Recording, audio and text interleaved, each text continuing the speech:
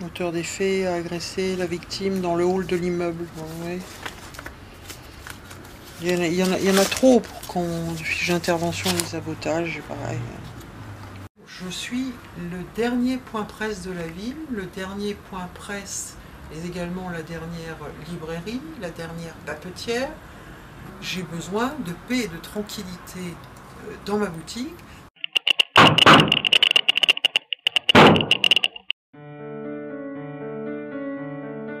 Donc tout a commencé en janvier 2004 par un braquage à main armée fait par deux individus dont l'un était cagoulé, l'autre pas.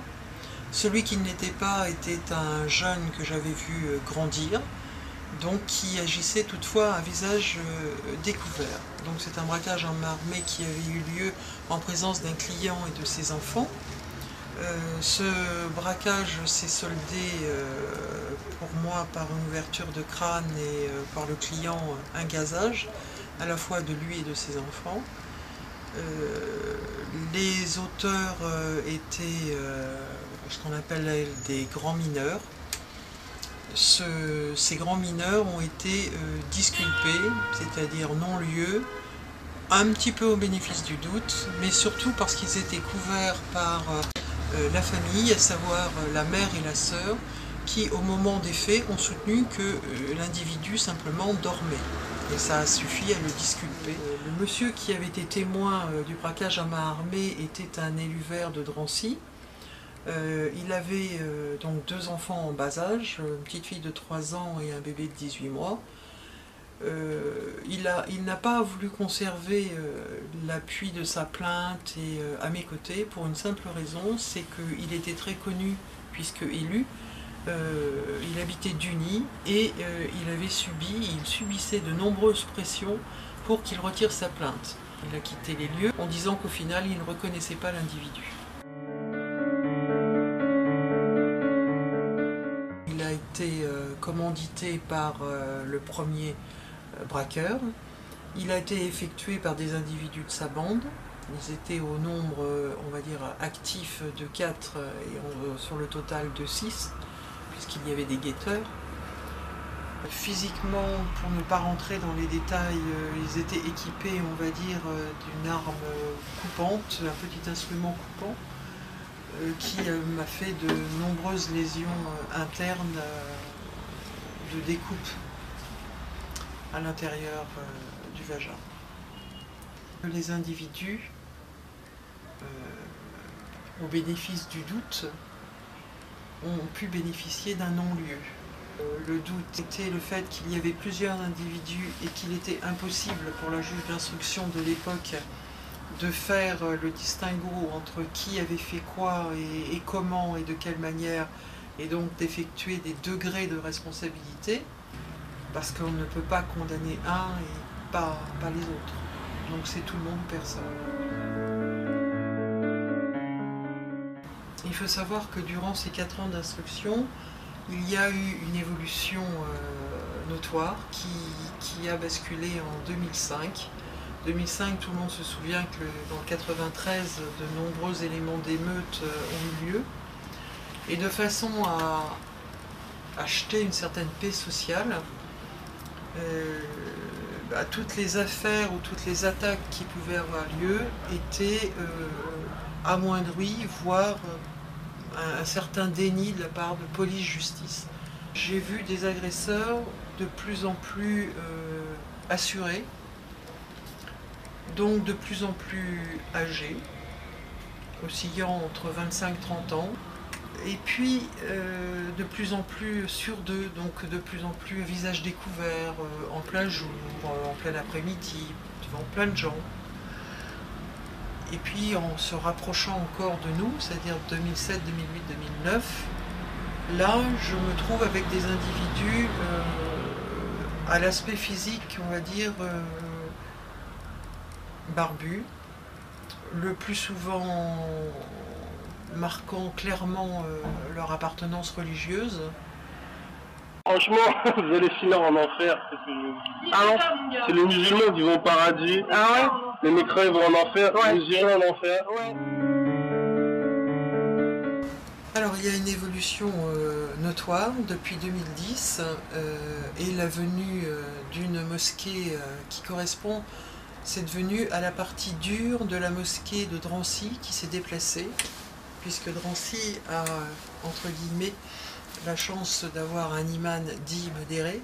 Donc la ville a récupéré une mosquée purement salafiste, purement intégriste. Eux, ils suivent un groupe.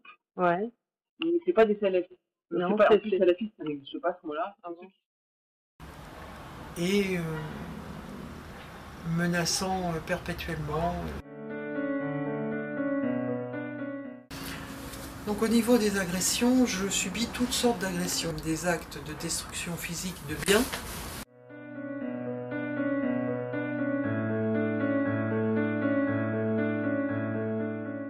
Ça va de mes panneaux extérieurs qui se permettent d'afficher, là aussi, parfois du X, parfois des valeurs catho.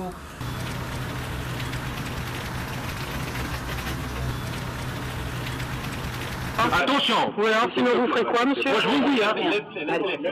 Vous avez que comment quelqu'un nous provoque? C'est une provocation. Elle nous provoque. Elle nous provoque. Elle va nous provoquer. Oui, madame. Oui, madame, elle nous Il y a provoque. également des agressions verbales par des groupes de femmes, voilées en général, qui viennent, qui rentrent dans la boutique et qui d'un seul coup vont me parler en arabe, m'insulter en arabe, mais malheureusement je ne le comprends pas, et qui vont me déverser tous les magazines qui sont dans la boutique, me mettre la boutique son dessus-dessous. Certaines effectivement sont très graves et peuvent être qualifiées de crimes, tels que le viol, l'attaque au scooter, le versement d'acide sur la main.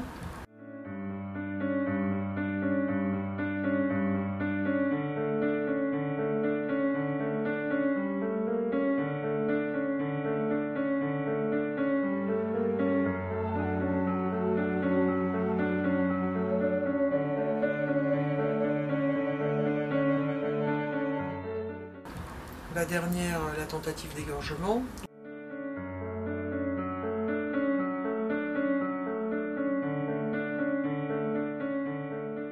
À la sortie du cimetière, j'ai un câble qui s'est mis autour de mon cou, qui est donc passé à l'arrière, et au final, ce câble était tiré par un scooter avec deux personnes montées sur le scooter.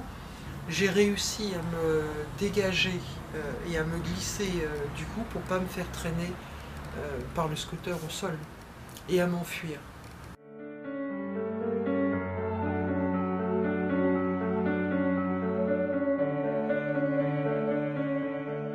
L'individu est rentré en me disant « je vais t'égorger » et avait à la main un couteau à dents.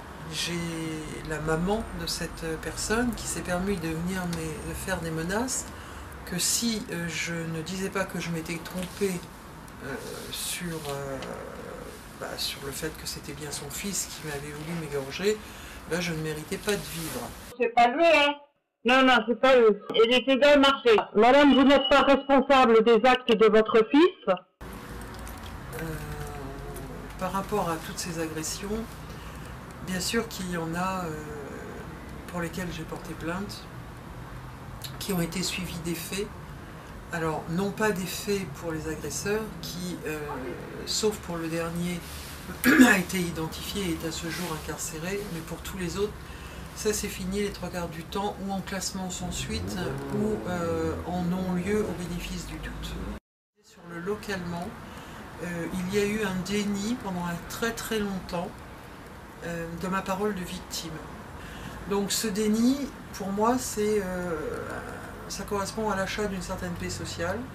Le déni, il a eu lieu au niveau du SDPJ 93, sur toutes les affaires, c'est-à-dire sur les 31 agressions, sauf sur la 32e, où là je me suis trouvée face à une équipe qui avait été renouvelée, qui avait vu un certain nombre de mes témoignages, et lorsqu'ils sont entrés, m'ont dit « Nous, on va tout faire pour l'arrêter. Il est arrêté et il est incarcéré. » Jamais eu de problème, on va dire, avec le policier de base. Les problèmes se situaient toujours, on va dire, dans les étages supérieurs, où là intervenaient les élus, le socialo, politico, je ne sais trop quoi, et qui faisait qu'on n'aboutissait à rien pour la victime et que les agresseurs étaient toujours protégés. Je n'ai pas été reconnue victime, on va dire, au niveau pénal. Par contre, il existe autre chose qui s'appelle la CIVI, ce fonds de garantie, qui dépend toujours du même tribunal, mais là on statue sur des faits. Donc statuer sur les faits, ce sont les actes médicaux, les preuves, ce que vous avez subi, les handicaps que vous avez par rapport à tout ça. Et sur cette base-là, qui est toujours sur la réalité des faits, là on vous indemnise fonction de ça. C'est l'État, les gens, qui m'indemnisent pour quelque chose qui a été commis par des individus qui étaient connus. Alors pendant très longtemps, j'ai été reçue au niveau policier, pire qu'un chien dans un jeu de quilles. Parce que lorsqu'un policier vous demande « Mais madame, pourquoi avez-vous écarté les jambes ?» Je défie quiconque de trouver une réponse. Parce que c'est la première phase qui culpabilise la victime, tout simplement.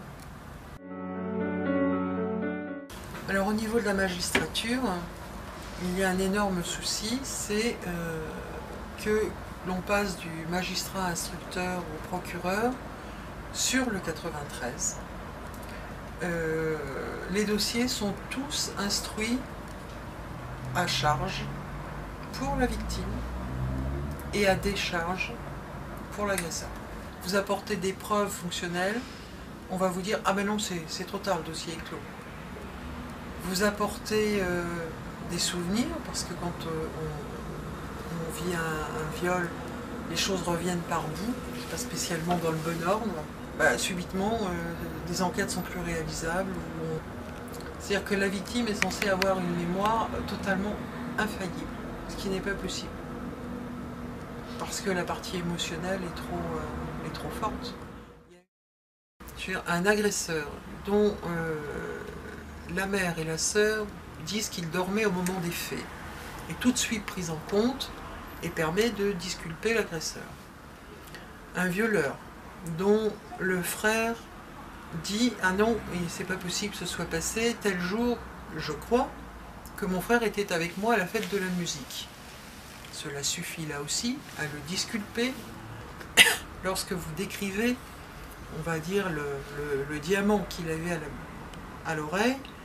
Et lorsque l'on retrouve ces éléments-là sur l'individu, ce n'est même pas abordé au moment de la confrontation chez la juge d'instruction. Il avait caché des puces de son téléphone dans des sacs de riz et un certain diamant, là également, dans un autre sac de riz. Et ils n'ont réussi à trouver ça, les policiers, que parce que la petite sœur a dit « Ah mais non, mon frère, il a d'autres téléphones et d'autres puces, mais c'est là dans le sac ». Alors bien que mes agresseurs aient tous agi au moment du viol à visage découvert, bien que les ayant reconnus, et plus que reconnus, et étant sûrs à 100% que c'était eux, on n'en a pas plus tenu compte.